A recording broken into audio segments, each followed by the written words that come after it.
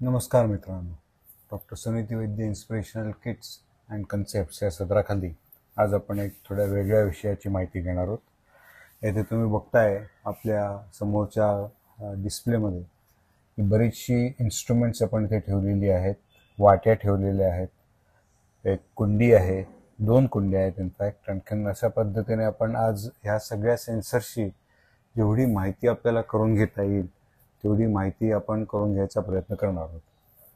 आपण नेहमी बघतो की आपल्याला जर काही आजार झाला तर आपण डॉक्टरकडे जातो. आणखीन डॉक्टर आपल्या blood test, urine test, stool test किंवा अशा बाकीच्या टेस्ट करण्यासाठी आपल्याला रेकमेंड करतो, प्रिस्क्रिप्शन देतो आणि त्या पद्धतीने आपण जाऊन आपापल्या टेस्ट करून घेतो. त्या ह्याच्यावरनं आपली स्वतःची सेहत किंवा आपली प्रकृती किंवा आपल्याला काय आजार असेल तर त्याचं निदान करण्यासाठी उपयोग केला जातो ह्या सगळ्या गोष्टींचा.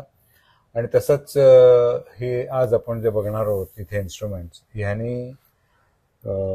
एक तर आपण ग्रीन हाऊस जी आज नवीन टेक्नॉलॉजी आपण आपल्या कृषी उत्पादनामध्ये आणतोय, गेली अनेक वर्ष याच्यावरती आपण प्रयोग करत आहोत. पण आता हळूहळू आपल्याला लक्षात आलेलं आहे की पूर्ण पर्यावरणाचा जो विसंगती झालेली आहे त्याच्यावरती एक उपाय जर आपल्याला करायचा असेल आणि तो जर चांगल्या पद्धतीने उत्पादन घ्यायचं असेल तर ग्रीन हाऊस टेक्नॉलॉजी वापरायला आपल्याला हवी आहे. तसंच आपल्या शेतांचं, आपल्या परिसराचं, जिथे आपण बागायती करतो, फळझाडं आहेत, शेती करतो, अशा ठिकाणी जर आपल्याला आपल्या हवामानाचा जर बरोबर अचूक अंदाज जर आपल्याला घेता आला तर त्यातनं आपली शेती करण्यासाठी किंवा फळबागा राखण्यासाठी चांगल्या आणि त्यातनं चांगलं उत्पन्न येण्यासाठी आपल्याला मदत होईल. तर आपण इथे बघतोय की वेगवेगळ्या प्रकारचे इन्स्ट्रुमेंट्स आहेत. एक एक इन्स्ट्रुमेंट्स आपण पहिल्यांदा समजावून घेऊया.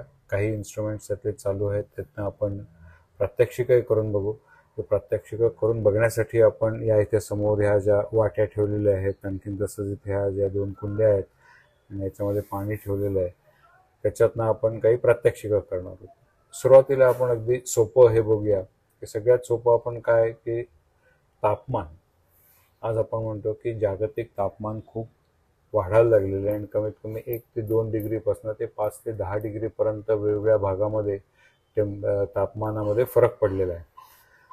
तर आता हे तापमान सतत आपल्या डोळ्यासमोर जर राहिलं आणि त्या तापमानाप्रमाणे जर आपण आपल्या शेतीमध्ये, जसं आपण खूप थंड लागायला लागलं की आपण पांघरून घेतो किंवा जास्त गरम झालं की आपण पंखा लावतो, AC लावतो, तर अशा पद्धतीने जर आपल्या झाडांची, फळबागांची जर आपण काळजी घेतली आणि ती काळजी घेण्यासाठी ही सगळी इन्स्ट्रुमेंट्स येथे समोर लावलेली आहेत त्यांचा आपण वापर करणार आहोत. तर ते सगळ्यात पहिल्यांदा तुम्हाला दिसतंय हे जे इन्स्ट्रुमेंट आहे, या इन्स्ट्रुमेंटवरती आता आपल्याला दिसतंय की पहिल्यांदा 29.0 डिग्री सेंटीग्रेड असं त्याच्यावरती लिहिलेलं आहे. आणि हा डिस्प्ले हे आपण आपल्या ग्रीन हाऊसमध्ये किंवा जिथे आपण शेती करतोय, बागायती करतोय, तर त्या ठिकाणी नेऊन आपण हे लावू शकतो. आपल्याला तिकडचं तापमान तिकडे गेल्यावरती एक्झॅक्ट तापमान आपल्याला कळेल किती आहे. आणि तसंच खालती जो एक आकडा दिसतोय 84% ही आहे हवेतली आर्द्रता. सध्या पावसाचे दिवस चालू आहेत त्यामुळे आपली आर्द्रता वाढली, पण जेव्हा उन्हाळ्याचे दिवस येतात आणि जसजसं आपण समुद्रापासून लांब लांब जायला लागतो आणि जमिनीवरती जेवढं आपण जातो, उदाहरणार्थ आपण जर कोकणामध्ये जर गेलो तर आज हे तापमान आणि आर्द्रता आपल्याला बघायला मिळेल.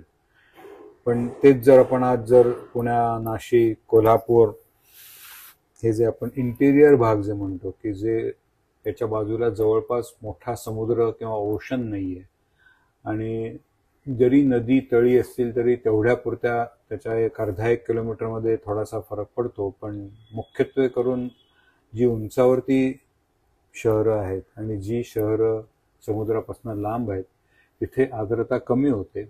आणि जेव्हा आपण उन्हाळ्यामध्ये जातो किंवा खूप थंडीमध्ये जातो, राजस्थान असू दे किंवा आपल्या इकडचं काश्मीर खोऱ्यामध्ये जर आपण गेलो आणि महाराष्ट्रातही अशी पुणे, नाशिक ही सगळी पठारावरची शहरं आहेत, तर त्या शहरांमध्ये आर्द्रता कमी होते. 50% होते, पण राजस्थान आणि काश्मीरमध्ये जर आपण गेलो तर आर्द्रता अगदी 15% सुद्धा कमी होते असं आपण बघतो. तर ह्याने जो आपल्याला त्रास होतो आर्द्रता कमी झाल्यावरती, की अंगावरती आपल्याला कात्रे पडायला लागतात, आपली स्किन जी असते ती ड्राय व्हायला लागते, आपल्याला सतत तेल किंवा क्रीम आपण लावून घ्यायचा प्रयत्न करतो. तर तसंच झाडांनाही ह्या पद्धतीची जर ट्रीटमेंट द्यायची असेल तर हे 2 पॅरामीटर्स जे आहेत, किती तापमान आहे आणि किती आर्द्रता आहे, हे खूप महत्वाचं आहे. हे जे मीटर आहे हे त्या त्या ठिकाणी स्थायिक केलं जातं, आपल्याला तिथपर्यंत चालत जावं लागतं. हे जे मीटर इथे आता आपण बघतोय, ह्या मीटरवरती आपल्यालाही तापमानच दिसतंय, आर्द्रताही अशाच प्रकारचं छोटं हँडहेल्ड मीटर येतं आणि ह्याला खूप मोठी वायर आपण जोडू शकतो. म्हणजे हे आपण ग्रीन हाऊसच्या आतमध्ये लावून सेन्सर, हा जो आतमध्ये इथे जो सेन्सर दिसतोय हा, आणि हे डिस्प्ले जो आहे हा ग्रीन हाऊसच्या बाहेर, म्हणजे आपल्याला आत जायची गरज नाही, बाहेरनं लांबनं आपल्या ऑफिसमध्ये बसून किंवा आपल्या घरातनं आज बाहेरचं तापमान किती आहे, हे घरामध्ये आपण पंखा लावतो, आपण सावलीत असतो त्यामुळे बरोबर कळत नाही, पण हे जर असे जर मीटर आपण घराच्या बाहेर लावले आणि सेन्सर बाहेर लावले आणि डिस्प्ले आतमध्ये, तर बाहेर न जाताही आपल्याला कळतं. याच्यावरती आपण आपला अलार्म ठेवू शकतो की एका ठराविक टेम्परेचरच्या नंतर किंवा ठराविक आर्द्रतेनंतर कमी झाली तर पाण्याचा स्प्रे करायचा, जास्त झाली तर थोडंसं व्हेंटिलेट करून त्यातली आर्द्रता काढून घ्यायची. अशा पद्धतीचे हे 2 मीटर आता आपण इथे बघितले, दोन्ही मीटर आपण चालू आहेत, प्रात्यक्षिक त्याची पाहिली. दुसरी गोष्ट आपल्याला लागते की जर ग्रीन हाऊस नसेल आणि जर आपण उघड्यावरती जर शेती करत असू तर तिथे आपल्याला वारा हा कुठल्या बाजूने वाहतोय, किती प्रमाणात वाहतोय, आणि त्यासाठी आपण लगेच आपल्या स्वतःच्या अंगावरती शाल किंवा ओढून घेऊ शकतो तसं एवढ्या मोठ्या शेतीवरती किंवा आपण आपल्या बागायतीवरती करू शकणार नाही. पण निदान आपल्याला समज तरी येईल की आज किती जोरात वारा वाहतोय, आणि जर त्यासाठी काही वेगळ्या पद्धतीचं एखादं जर आपण काही खत किंवा आपल्याला जर काही पाण्यामध्ये जर बदल करायचा असेल आपण देण्यात येणाऱ्या पाण्यामध्ये, तर त्या पद्धतीने आपण बदल करू शकतो. आणि त्यासाठी हा जो मीटर आहे या मीटरवरती तुम्ही हा आता जर मी चालू केला तर या इथे आपल्याला 2 रिडिंग्स दिसतात. एक तर तापमान आहे की हवा जी येते ही किती तापमानाला आपल्याला हवा तिकडे बाहेर आहे, आणि वाऱ्याचा स्पीड किती. इथे आपल्याला वारा नाही तर मी इकडनं फुंकर मारणार आहे आणि हे आतलं जे पंखा जो आहे तो फिरला की या इथे आपल्याला वाऱ्याचा स्पीड मीटर पर सेकंद, इथे खालती MS तुम्हाला जर दिसत असेल तर त्याच्यावरती आपल्याला बघायला मिळेल. आता जसा मीटर फिरला तसं तुम्ही बघा त्याचं रिडिंग 0.7 मीटर्स 0.6 मीटर्स पासून खूप जोरात जर मारली तर 5.1 मीटर पासून मीटर पर सेकंद एवढ्या जोरात हा वारा या इथे आपल्याला बघायला मिळाला. आपण त्याचं युनिट चेंज करू शकतो, माइल्स पर आवर मध्ये घेऊ शकतो, किलोमीटर्स पर आवर जो आपण नॉर्मली बघतो. हे बघा आता इथे साधारण 15 आपली बाईक ज्या स्पीडला चालवतो त्या स्पीडचा आता इथे वारा होता आणि अजूनही तो गोल फिरतोय त्याप्रमाणे रिडिंग त्याच्यावरती दिसतंय आणि आता हे 0 झालं. अशा पद्धतीने आपल्याला तापमान आणि त्याचं हवेचा स्पीड त्याच्यावरनं आपण बघू शकतो की या इथे आपल्याला किती आपल्याला हे करायचं आहे. आणि मॅक्स आणि हे आपण त्याच्यावरती रिडिंग्स जर हे केले तर अलार्म सुद्धा आपल्याला सेट करता येतो की जेणेकरून आपल्याला जर काही चेंज करायचं असेल त्याच्यामध्ये तर आपण करू शकतो. हे आता दुसरं जे मीटर आपल्याकडे आहे या मीटरवरती आता तुम्ही ते बघा चालू झाल्यानंतर पुन्हा तापमान हे सगळ्या मीटरवरती मी म्हटलं तसं आहे. आणि हे इथेही जसं आपण या इथे 84% रिलेटिव्ह ह्युमिडिटी दाखवली, या मीटरवरती आपल्याला 75.5 मीटर्स पर्सेंटेज रिलेटिव्ह ह्युमिडिटी दाखवत आहे. तर याचाही आपल्याला वेगवेगळे उपयोग करून घेता येतो. आणि याच्यात महत्वाचं असं आहे की मुख्य करून आपल्याला ड्यू पॉइंट आणि हा इथे आता जसं इथे तुम्हाला ड्यू दिसतंय आणि दुसरा जो आहे ते वेट बल्ब टेम्परेचर, ही 2 रिडिंग्सही आपल्याला फार महत्वाची असतात की एकतर आर्द्रता किती आहे आणि ती किती तापमानाला गोठून त्याचं पाणी बनू शकतं आणि किती तापमानाला ते वेट बल्ब म्हणजे जिथे पाणी असतं तर तिकडची आर्द्रता आपल्याला व्यवस्थित चांगल्या पद्धतीने कळू शकते. हे आता टेम्परेचर आहे, जसं इथे 29 दाखवत आहे तसं इथे 29 दाखवत आहे. पण आपण जेव्हा हा मोड बदलतो आणि इथे ड्यू पॉईंट घेतो तेव्हा आता जी हवेची आर्द्रता आहे 70.5 ही 24.2 इतकी जर आपण थंड केली तर त्याचा पाण्याचा ड्रॉपलेट तयार होईल. जशी आर्द्रता कमी होत जाईल तसं हे ड्यू पॉईंटही आपलं कमी होत जातं. आणि वेट बल्ब टेम्परेचर जे असते साधारण 1 ते 2 डिग्रीने ड्यू पॉईंट पेक्षा जास्त असतं. की आता हे 29 इथे आपल्याला तापमान आहे, पण 25.3 केलं तर आर्द्रता जास्त असल्यामुळे आज याच्यामध्ये वेट बल्ब टेम्परेचर हे 25.3 आहे. म्हणजे पाण्यावरती आपल्याला आज तापमान जर घेतलं तर कंडेन्सेशन 25.3 ला होईल. ड्राय एरियामध्ये जर घेतलं आपण तर ते 24.2 ला होईल. हा थोडासा फरक त्याच्यामध्ये असतो. ह्युमिडिटी आणि रिलेटिव्ह ह्युमिडिटी हे दोन वेगवेगळे प्रकार आहेत, त्यामुळे आपल्याला ही दोन वेगळी रिडिंग दिसत आहेत. तापमानाला निगडीत करून आपण जेव्हा ह्युमिडिटी बघतो तेव्हा त्याला रिलेटिव्ह ह्युमिडिटी बघतात. ही इथे आपल्याला आता नुसती ह्युमिडिटी हवेमध्ये किती आहे ती दाखवली जाते. पुढची जी 2 मीटर्स आहेत याला म्हणायचं TDS meter, total dissolve solubles किती आहेत ते.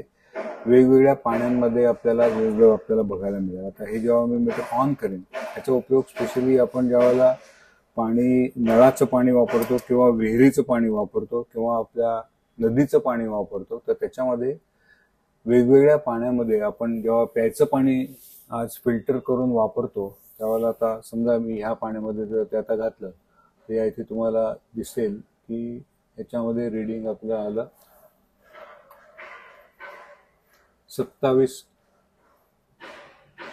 284 एवढे याच्यामध्ये सोल्युबल्स आहेत, डिझॉल्व्ड सोल्युबल्स.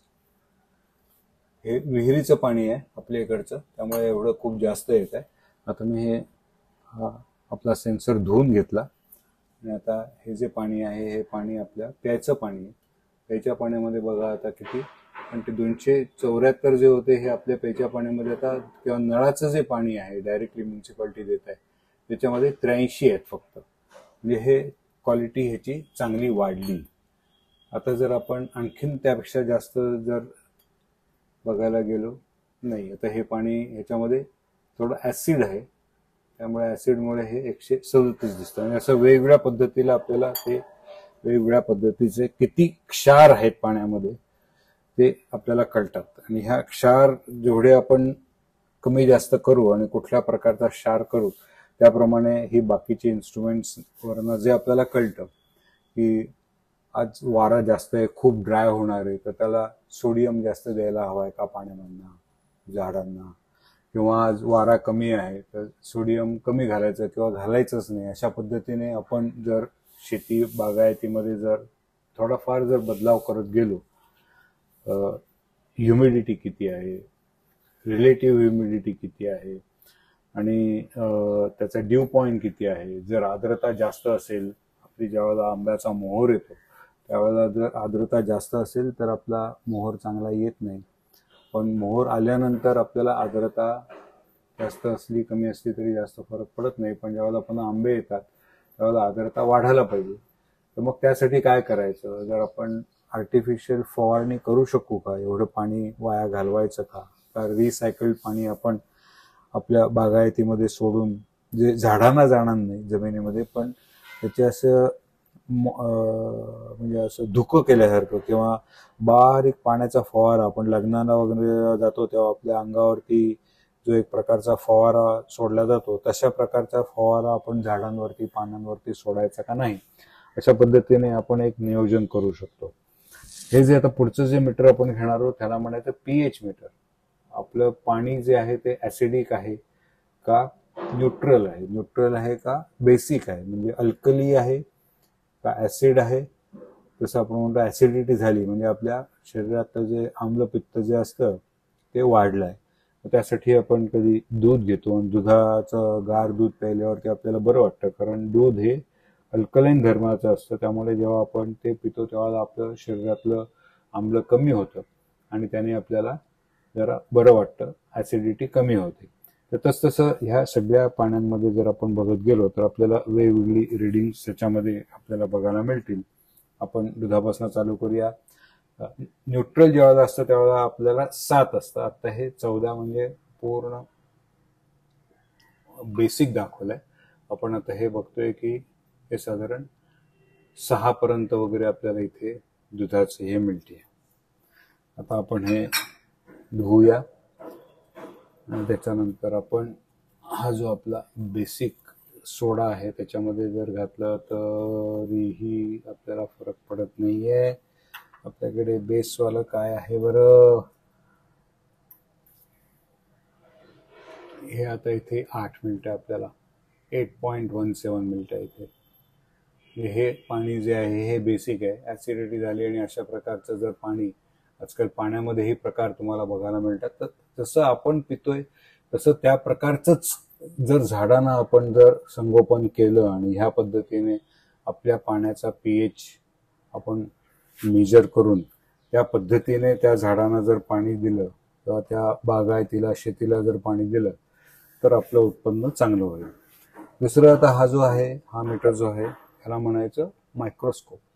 जसं आपल्या रक्ताची तपासणी होते तसे हे जे पाणी आहे याच्यामध्ये आतापर्यंत आपण फक्त बघितलं की ऍसिडिक आहे का अल्कलाईन आहे, आणखीन त्याच्यामध्ये किती पार्टिकल्स डिझॉल्व्ह झालेले आहेत, पण ते कुठले आहेत आणि काय आहेत आणि त्याच्यामध्ये काही जीव जीवाणू आहे का. तर पाण्याचं पृथक्करण आपण काही करू शकणार नाही तिथे, पण याला जर इथे आपण खालती हा जो इथे सेन्सर दिसतोय तुम्हाला किंवा हा जो मायक्रोस्कोपचा इथे जो भिंग आहे याच्यावरनं जर फोकस केलं ह्याच्यामध्ये आणि या इकडनं जर आपण बघितलं तर आपल्याला आतमध्ये काय एक्झॅक्टली दिसतंय हे तुम्हाला दिसू शकेल.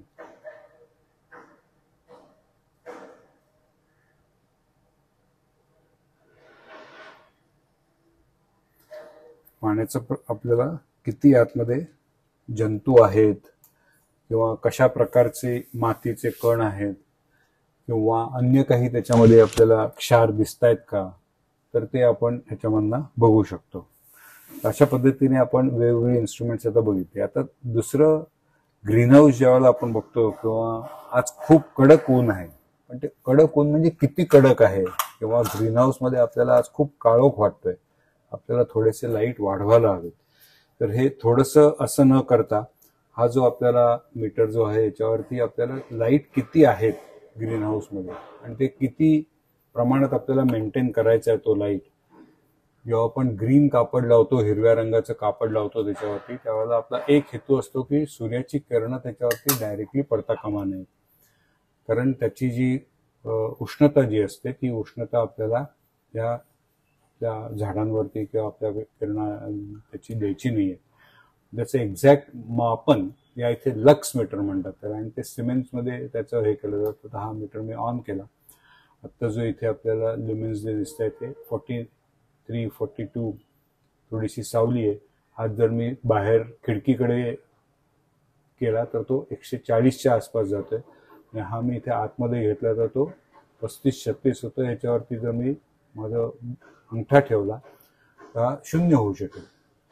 अशा प्रकारचं मीटर आपण बघा क्रिकेटच्या मॅचेसमध्ये ढगाळ वातावरण होतं, आणखीन बॉलिंग साईड किंवा बॅटिंग साईड जर अपील करतात तर पंच आपल्या डोळ्यांवरती किंवा अंदाजाने निर्णय घेत नाहीत, त्यांच्याकडे अशा प्रकारचंच मीटर असतं आणि ह्या मीटरवरती ते बघतात की आता किती लक्स आहेत आणि त्याचं माप असतं की साधारण 60 ते 80 लक्स पर्यंत आपण क्रिकेट खेळतो आणि त्यापेक्षा जर जास्त कमी असेल तर मॅच बंद करावी लागते. तर त्या पद्धतीनेच झाडांची वाढही एका ठराविक प्रकर्षाने असलेल्या विजेवरतीच आपल्याला केली तर ती जास्त चांगली होईल, जास्त आपल्याला चांगलं त्यामध्ये आपल्याला उत्पादन मिळू शकेल. अशा पद्धतीने हा लक्स मीटर आहे. आपण आता जाणार आहोत एका महत्वाच्या मीटरकडे की हा जो मीटर आहे हा सॉइल मीटर म्हणतात ह्याला. आणि ह्या सॉइल मीटरमध्ये आपण त्यासाठी ह्या 2 कुंड्या आपण इथे आणलेल्या आहेत. या कुंडीमध्ये आता आपण मुद्दामून झाडाला, ह्या तुळशीच्या झाडाला पाणी घालून आणलेलं आहे आणि ही जी कुंडी आहे ही याच्यामध्ये पाणी न घालता आणलेली आहे. आता दोन्ही कुंड्या मी जवळ घेतो जे आपल्याला त्याचं निरीक्षण करता येईल. ह्याच्यात तुम्ही जर बघितलं तर आता 3 सेटिंग्स आपल्याला याच्यामध्ये दिलेली आहे. याचे पहिलं सेटिंग जे आहे त्याच्यावरती दिलेलं आहे पीएच, की जसं आपण बघितलं की आता ही जी जमीन आहे ही जमीन याच्यामध्ये जे क्षार आहेत त्या क्षारांमुळे ही जमीन आज ऍसिडिक झालेली आहे का ती बेसिक झालेली आहे. जर ज्या पद्धतीचं झाड असेल त्या पद्धतीने जर आपण त्याच्यामध्ये खतं घातली तर युरिया घातलं की ती ऍसिडिक होते, नायट्रोजन खतं घातली तर ती बेसिक होते. अशा पद्धतीने आपण झाडाच्या योग्यतेप्रमाणे झाडाला पोषक असं जे एक चांगल्या पद्धतीचं खत असेल, पण त्याचं मोजमाप कसं करायचं आणि हे मोजमाप प्रत्येक शेतकऱ्याने आपापल्या जागी आपापल्या शेतामध्ये जाऊन जर केलं तर आपल्याला ते अगदी प्रत्येक एकरामध्ये वेगवेगळं खत घालणं शक्य नाही, पण एका ठराविक जर आपण गाळे केले असतील त्या शेतामध्ये आणि त्या गाळ्यांमध्ये जर अशा पद्धतीचं टेस्टिंग केलं, हे जे आता आहे हे आतमध्ये खोचायचं आणि खोचल्यानंतर त्याच्यावरती तिन्ही रिडिंग्स घ्यायची आपण. पहिलं जे आहे ते पीएच रिडिंग आहे, इथे मधलं जे आहे ते लाईट आहे की किती इंटेन्सिटी, जसं ते मीटर होतं तशाच पद्धतीचं इथे लाईटचं मीटर पण आपल्याला आहे की डार्क आहे का लाईट आहे. या इथे जर तो काटा आला तर तो लाईट आहे, इथे आला तर तो डार्क आहे. आणि हा तिसरा जो इकडचं आपलं रिडिंग आहे त्याच्यामध्ये ह्याच्या आपण इकडची जी आर्द्रता बघतोय ही हवेतली आर्द्रता जी पानांना आहे, पण मुळं जी वाढतात ही ह्या मातीच्या आतमध्ये जी आर्द्रता आहे त्याच्यावरती वाढतात. तर इकडे आर्द्रता किती, आपण जास्त पाणी घातलंय का कमी घातलंय. काही झाडांना आता जसं आता पावसाळ्याचे दिवस आहेत कोकणामध्ये जर तुम्ही गेलात तर तांदळाची जी शेती केली जाते त्याला ते झाड जितकं पाण्यामध्ये राहील तितकं त्याचं पोषण चांगलं होतं, तांदूळाचं उत्पादन चांगलं मिळतं. पण बाकीची जी झाडं आहेत, ज्वारी आहे, बाजरी आहे, यांना जास्त पाणी लागत नाही. मग तिथे जर तुम्ही पाणी घातलं जास्त आणि मग ते जे आपण म्हणतो की ठिबक सिंचनाने आपण पाण्यावरती कंट्रोल, की आपण पाणी घालतो त्यावेळेला ते खूप घातलं जातं आणि नंतर 2-4 तासात ते पाणी जमीन शोषून घेते, हवेची आर्द्रता काढून घेते, त्यावेळेला आपल्याला मग ते पाणी कमी पडतं. तर ह्या मीटरवरती आपण जर ठेवलं आणि त्या पद्धतीने आपण टायमर लावून बाकीच्या जशा आपण हे आहेत त्या प्रत्येक ह्याला आपण रिमोट कंट्रोल टायमर लावून घेऊ शकतो. तसंच ह्याही मीटरला हे जमिनीमध्ये पुरायचं आहे. मी आता आतमध्ये तुम्हाला होऊन दाखवतो की ह्याची आता आपण पहिल्यांदा पीएच बघणार आहोत. मीटर लहान आहे तुम्हाला दिसणार नाही, पण आता या इथे मला साधारण रिडिंग दिसत आहे 7.5 पर्यंत वगैरे इथे पीएचचं रिडिंग आलंय. लाईट जे आहे ते आता 100 ल्युमेन्स पर्यंत, त्यापेक्षा कमी आता लाईट आहे इथे आपण तो त्या मोठ्या मीटरवरती पाहिला तसा. आणि आता मी जेव्हा इथे मॉइश्चर कंटेंट बघतोय त्यावेळेला त्याचं प्रत्येक स्केल आहे ते त्या स्केल प्रमाणे आपल्याला बघायला लागतं. मॉइश्चर आपल्याला इथे दाखवत आहे आता ह्याच्यामध्ये साधारण 1.5 to 2, आणि तेच जर मी आता ह्या सुख्या ह्याच्यामध्ये जर घातलं मॉइश्चर कंटेंट तर हलतच नाही तो काटा, कारण हे पूर्णच्या पूर्ण ही माती जी आहे याच्यामध्ये पाणी न घातल्यामुळे ड्राय आहे. तर अशा पद्धतीने आपण बघा ते या इथे अजिबात हल्लाच नाही हा मीटर, आणि या इथे मी जसं घालतोय तेव्हा तो इमिजिएटली काटा हलतोय आणि पुढे जातोय, किती आर्द्रता आहे ते दाखवतोय. बाकी दोन्ही पॅरामीटर्स जे आहेत तर जसं पीएच आहे की या इथे पीएच आपल्याला दिसतंय की 7.8 पर्यंत वगैरे आहे. आता हा जर मी पूर्ण व्यवस्थित धुवून जर दुसऱ्या आपल्या ड्राय याच्यामध्ये घातला तर आपल्याला रिडिंग्स वेगळी झालेली दिसतील. पण नाहीतर हे जे आहे म्हणून ते एका ठिकाणी अशी मीटर ही शेतामध्ये आपल्या लावून ठेवायची आणि दिवसातना 2दा 3दा 4दा आपल्याला जेव्हा शक्य आहे तेवढं ते रिडिंग घेऊन त्याचं एक जर टेबल बनवलं आणि असं टेबल त्या आठवड्याचं आणि त्या महिन्याचं आणि असं वर्षाचं, आणि हे जर आपण रिपीट करत राहिलो तर एक 2-3 वर्षामध्ये आपल्याकडे एवढा डेटा आपल्याला साचलेला मिळेल की त्याच्यावरनं आपण आपलं रिडिंग आणि त्या पद्धतीने त्याच्यावरती केलेले उपाय हे आपल्याला जाणू शकतात. या इथे आता हे साधारण 7.1 पर्यंत येत आहे, या इथे जे 7.8 पर्यंत होतं ते. तर अशा पद्धतीने वेगवेगळी मीटर्स वेगवेगळे आपल्याला त्याच्यावरनं तयार करणारे तक्ते, आणि ह्या तक्त्यांवरनं जो आपला निर्णय घ्यायचा आहे की डॉक्टर बघतो की आज माझं जर हिमोग्लोबिन पुरुषांचं साधारण 11, 12, 13, 14 पर्यंतही असतं, बायकांमध्ये थोडंसं कमी असतं 9, 10, 11, 12. मग त्या पद्धतीने जर त्यापेक्षा कमी जास्त असेल तर आपल्याला कधी आयर्नच्या गोळ्या घ्यायला सांगतात किंवा बाकी कुठली ट्रीटमेंट द्यायला देतात. तर त्या पद्धतीने आपण जसं ट्रीटमेंट करत असतो, आपली स्वतःची आपली औषधोपचार करत असतो, अशा प्रकारचेच औषधोपचार आपण ह्या सगळ्या पद्धतीने ह्या सगळ्या मीटर्सच्या मापाने झाडांवरती करू शकतो. त्यांनाही चांगल्या प्रकारे वाढवू शकतो आणि त्यांच्याकडनं चांगलं उत्पन्न आपण मिळवून घेऊ शकतो. आता हे शेवटचं मीटर जे आहे ते काही काही ग्रीन हाऊसेसमध्ये पंखे लावलेले असतात आणि त्यांचा स्पीड म्हणजे आर्टिफिशियली आपण वारा करतो. या इथे जो आपण बघितला की आपल्याला किती वारा पाहिजे, तर तो वारा आपल्याला कसा आहे आणि किती फिरतोय याच्यावरती आपण ते बघू शकतो. तर हा जो मीटर आहे याच्यावरती आता तुम्ही बघाल की इथे लेझरचा इथे पॉइंटर इथे येतोय. हा लेझर पॉइंटर त्या फिरणाऱ्या गोष्टींवरती जर आपण धरला पंख्याचा स्पीड, आता उदाहरणार्थ मी या इथे हे तुम्हाला वरती कॅमेरा फिरवून आता जो आपला पंखा आहे त्या पंख्यावरती हा मीटर लावणार आहे आणि त्याचं रीडिंग किती येत आहे हे आपण आता बघणार आहोत. या पंख्यावरती आपण लावलेलं आहे. रीडिंग इथे समोर तर तुम्हाला 0 दिसतोय. आता या इथे वरती मी पंख्यावरती लावलं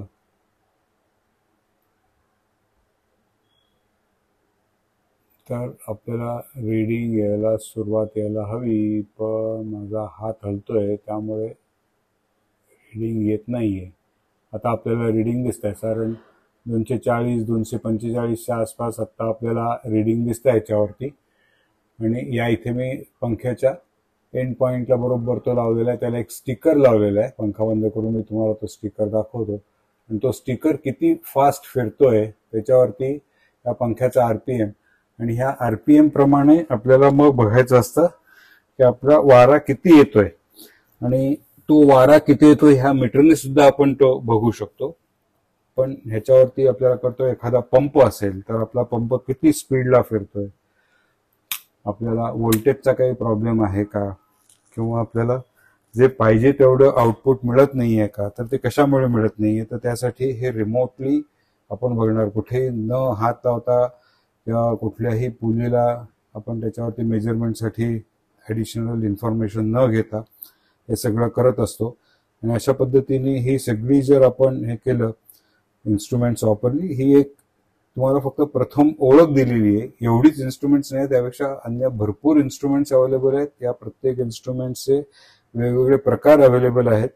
हे सगळे जे आता प्रकार दाखवले आहेत त्यांचे डिस्प्ले इथल्या इथे होत आहेत. बाकीच्या यांचे तुम्ही ब्लूटूथ, वायफाय किंवा अन्य GPS सिस्टीमने तिकडचा डेटा तुम्ही कुठेही जगभर फिरवू शकता. त्याप्रमाणे तुमचं स्वतःची एक डेटा बँक तयार करून की मी ज्या वेळेला इतकी आर्द्रता होती, इतकं तापमान होतं, इतकं त्याच्यामध्ये TDS डिझॉल्व्ड सोल्युबल्स होते, त्याचं एवढं pH होतं, हवेमधला pH एवढा होता, जमिनीमधली आर्द्रता एवढी होती, त्याचा स्पीड एवढा होता, हवेचा स्पीड असा होता. त्यावेळेला मी हे केलं होतं आणि त्याने मला छान उपयोग झाला. असा डेटा तयार करून करून एक 3 ते 5 वर्षामध्ये आपली डेटा बँक एवढी चांगली होईल की आपण स्वतः आपल्या शेतामध्ये किंवा बागायतीमध्ये लावलेल्या इन्स्ट्रुमेंट्सवरती कसं आपण फरक करून कुठलं खत द्यायचं, कुठलं त्याच्यात पाणी घालायचं आणि किती फवारणी करायची पानांवरती किंवा फवारणी करायची नाही, झाडाला किती पाणी घालायचं, ठिबक सिंचन पद्धतीमध्ये 1 ड्रॉप घालायचे का 2 ड्रॉप घालायचे एका मिनिटाला, त्या पद्धतीने. किंवा जेव्हा आपण पाणी मोठ्या प्रमाणात नारळाच्या झाडांना किंवा बाकीच्या आपल्या तांदूळामध्ये जेव्हा करतो आणि जर पाणी आपण खूप पाऊस पडला तर आपल्या शेतामध्ये अशी काही जागा आपण तयार करणार आहोत का की जिकडनं त्या पाण्याचा निचरा करू शकू आपण, तर आपलं शेत कुजणार नाही, आपली शेती चांगली होईल. आणि जे एक आपण आज हरित क्रांती आणि अख्ख्या जगाला आपल्या भारतामधनं संबंध आपला फळभाज्या किंवा भाज्या किंवा शेतीची उत्पादनं, कडधान्य आणि स्पेशली आपल्या कोकणामध्ये खूप मोठ्या प्रमाणामध्ये आपण त्याची लागवड करू शकतो आणि आपण त्याचा उपयोग करून एक छान उत्पादन करूया. त्यासाठी हा व्हिडिओ बनवलेला आहे. मला नक्की खात्री आहे की doctor Suniti Vaidya inspirational kits and कन्सेप्टच्या सदराखाली आपण वेगवेगळ्या विषयांना हात घालतो. त्यातला हाही आज विषय तुम्हाला आवडला असेल. त्यातनंही आपल्याला बरंच शिकण्यासारखं आहे.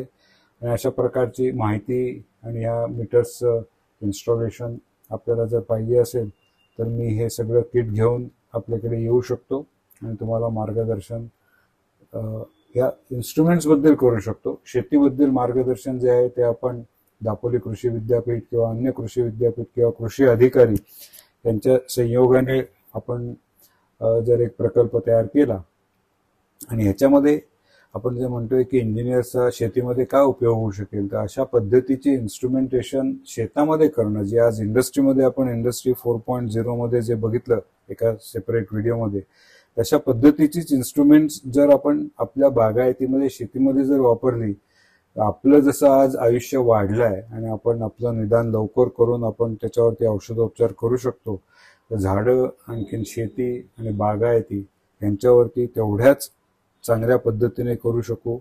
आणि ही सगळी पोर्टेबल इन्स्ट्रुमेंट्स आहेत. कुठेही आपल्याला फारसं शिकायची किंवा फार क्वालिफिकेशनची गरज नाही आहे. एकदा या इन्स्ट्रुमेंटची तोंडओळख झाली की आपलं आपण हे इन्स्ट्रुमेंट्स वापरून आपले कायदे बनवून, आपले तक्ते बनवून, आपल्या पद्धतीने शेती करून आपण जर वाढवली तर खरं याचं महत्त्व आपल्याला पटेल. तर आपण हे शांतपणे बघितलं, ऐकलं त्याबद्दल धन्यवाद. नमस्कार. लवकरच पुन्हा भेटू नवीन व्हिडिओमध्ये.